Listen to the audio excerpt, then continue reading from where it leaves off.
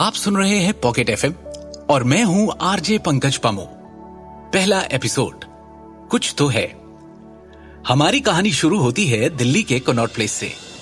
भीड़ में लोगों के सामान बेचने की आवाज आ रही है। कोई चूड़ी बेच रहा है तो कोई गोलगप्पे।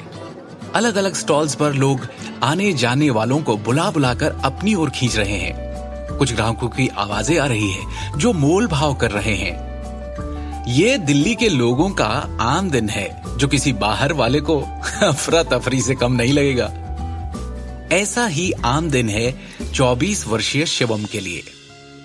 मासूम सा दिखने वाले शिवम की आवाजें उस अफरा तफरी को चीरते हुए अलग ही सुनाई दे रही थी।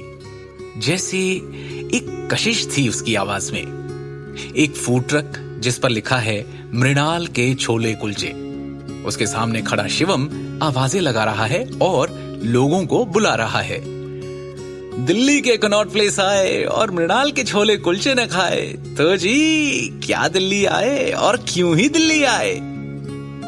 उसकी आवाज लोगों का ध्यान खींच तो रही है। कुछ उसके ट्रक तक आकर रेट्स पढ़कर लौट रहे हैं तो कुछ सिर्फ एक प्लेट लेकर उसमें से पूरे परिवार का स्वाद निपटा रहे हैं। खैर, मायूस सा शिवम आवाजें लगाते हुए कब दोपहर से शाम कर बैठा उसे पता ही नहीं चला। एक और दिन निकल गया और आज भी गल्ले में कुछ कम ही कमाई चमक रही है। पैसों को गिनकर अपनी जेब में डालते हुए उसने अपने साथ काम करने वाले अमन पाजी को ट्रक बंद कर आगे बढ़ाने को कहा। आज घर में शादी है तो थोड़ा जल्दी जाना है।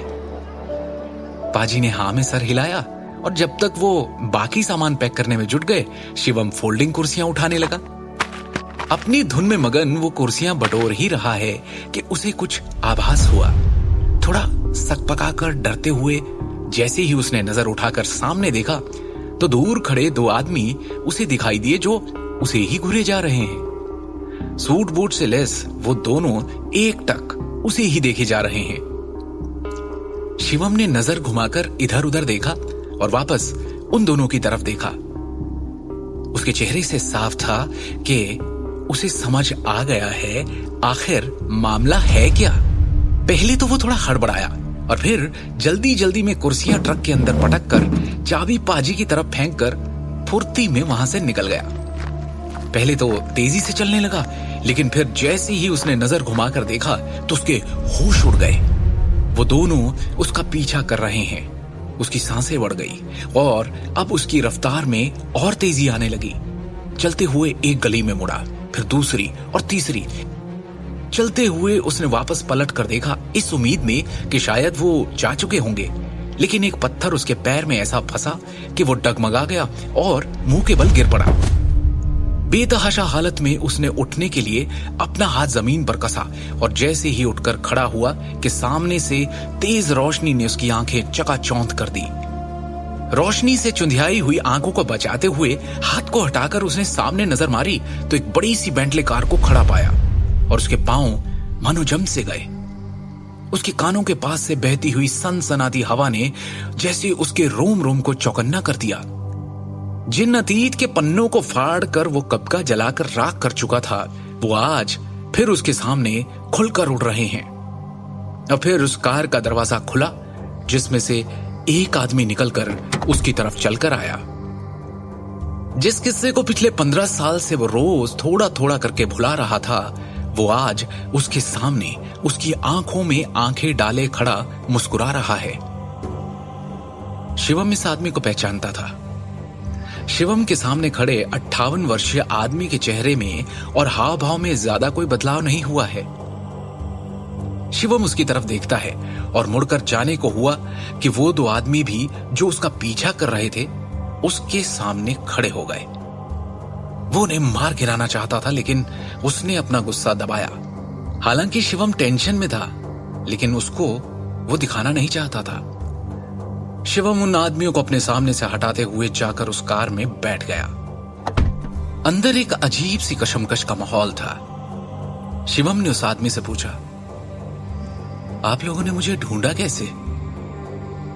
एक तीखी मुस्कान के साथ उस आदमी ने जवाब दिया, आपसे बेहतर कौन जानता है कि हम जिसे ढूंढना चाहें उसे पाताल लोक से भी खींच निकालें, फिर आप तो यहाँ दिल्ली में ही मिल गए।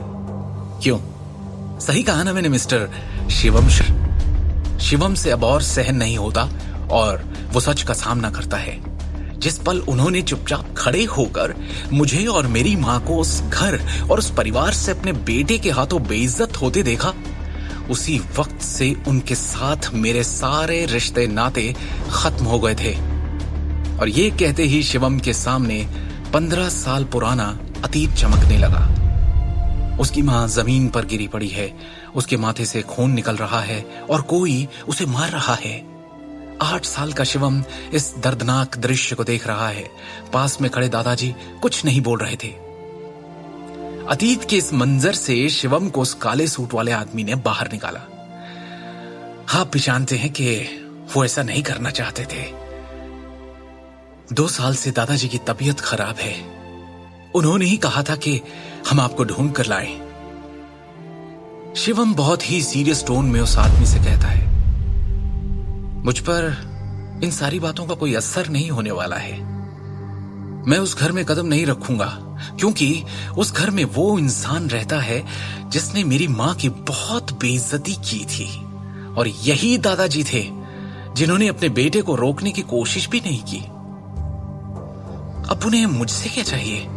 अब प्लीज जाकर उनसे कह दो कि मुझे मेरी जिंदगी अपने शर्तों पर शांति से जीने दें। शिवम, ये आप कैसी बात कर रहे हैं? सोच कर देखिए, आप एक शाह होकर किस परिवार से अपना नाता तोड़ना चाहते हैं? शिवम के गुस्से का बांध टूट जाता है और वो कार की खिड़की के कांच पर गुस्से में मुक्के मारना शुरू कर देता है। वो आदमी समझ नहीं पाता कि शिवम इतनी जिद क्यों दिखा रहा है। वो उसका हाथ पकड़ता है ना कि वो कहते हुए शिवम अचानक से रुक गया। क्या हुआ था उस दिन? ऐसा क्या किया था शिवम की मां ने जिसके कारण उन्हें शाह परिवार से उनके पति ने उन्हें धक्के मारकर बाहर निकाल दिया था? और फिर आज अचानक शिवम को लेने क्यों आए? शिवम उस दिन के ख्यालों में खोया ही था कि वो आदमी बोल पड़ा। इसका मतलब है आपको उन फटीचर नारंग के यहां एक गरीबी वाली और जिल्लत भरी जिंदगी जीना मंजूर है, लेकिन शाह फैमिली में लौटना मंजूर नहीं। शिवम को जैसे नारंग फैमिली के उल्लेख पर कोई फर्क ही नहीं पड़ा और वो तपाक से बोल पड़ा, शाह परिवार को सिर्फ पैसा, दौलत और शोहरत से मतलब है। क्या तुम्हारे भी भेजे में ये नहीं घुस रहा कि ये बात पैसे और रुतबे की नहीं, इज्जत और स्वाभिमान की है? जिस घर में वो इंसान रहता हो जिसने मेरी मां की इज्जत नहीं की, मैं उस घर में कदम नहीं रखूंगा। जाकर बोल दो अपने सर से। गुस्से में उसने दरवाजा पीटना शुरू कर दिया और कहा, दरवाजा खुलवाइए और मुझे जाने दीजिए। ये कहते हुए शिवम मुड़ता है और कार के दरवाजे को एक जोर का धक्का देता है, जिससे दरवाजा एकदम से खुल जाता है और वो हड़बड़ाता हुआ बाहर की तरफ जमीन पर जा गिरता है। गाड़ी रफ्तार में चल रही थी। शिवम रोड पर गुलाटियां खाते हुए पीछे की तरफ गिरते हुए पहुंचता है, लेकिन बेंटले के पीछे से अटका हुआ एक ट्रक शिवम की ओर तेजी से बढ़ रहा था। तभी ये देखते हुए काले सूट वाला आदमी अपनी जेब से एक रिवॉल्वर निकालता है और उस ट्रक के टायर पर गोली चला देता है। गोली लगने के इंपैक्ट से ट्रक अपना बैलेंस लूज कर सड़क के साइड पेवमेंट पर चढ़ जाता है। शिवम की जान बच जाती है, लेकिन इससे पहले कि वो आदमी शिवम को वापस जबरदस्ती अंदर बिठाए, वो जैसे तैसे उठता है और बेतहाशा भागना शुरू कर देता है। शिवम के चेहरे पर सालों का दबा हुआ गुस्सा साफ झलक रहा था। उसके दिमाग में हजारों ख्याल एक तूफान की तरह चल रहे थे। शिवम के कानों में उसके पिता की आवाज गूंजने लगती है, तुमने जो किया है उसकी भरपाई अब नहीं हो सकती। तुमने शाह परिवार के रुतबे पर कई सवाल खड़े कर दिए हैं। जो हरकत तुमने की है उसकी सिर्फ एक ही सजा है, तुम्हें यह घर छोड़ना होगा। एक 24 साल के लड़के ने अपनी पत्नी और शिवम की मां से कहा। जवाब में शिवम की मां ने भी कहा, चली तो मैं जाऊंगी, लेकिन सारा सच अभी भी ढका हुआ है। हिम्मत है तो पूरा सच बताओ। ये कहते ही उस लड़के ने उस लड़की को एक जोरदार थप्पड़ रसीद कर दिया, जिसकी मार से वो नीचे गिर पड़ी और उसके माथे से खून निकलने लगा था। शिवम अपने ख्यालों से बाहर आता है जब पास से गुजरती हुई एक कार की तेज रोशनी उसके चेहरे पर पड़ती है। वो पीछे मुड़कर देखता है और चौंक जाता है कि वो कार अब अचानक मुड़कर देखा, और ये क्या, वो कार अब भी उसके पीछे है। शिवम अचानक रुक जाता है और गुस्से में उस कार को देखने लगता है। शिवम के सब्र का बांध अब टूटने को था। जो करने से वो अपने आप को रोक रहा था, उसके लिए उसके हाथ मचल रहे थे।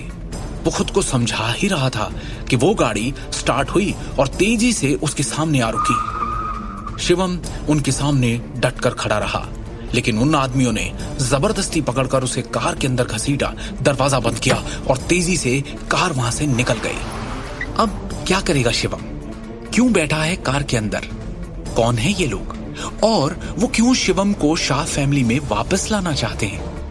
क्या शिवम वापस लौटेगा उन अतीत के सायों के बीच? क्या हुआ था 15 साल पहले जो शिवम और उसकी मां को यूं जलील किया गया था? क्या है शिवम की सच्चाई? कौन है वो? आगे की कहानी जानने के लिए सुनते रहिए Shivam the hidden warrior, only on pocket FM।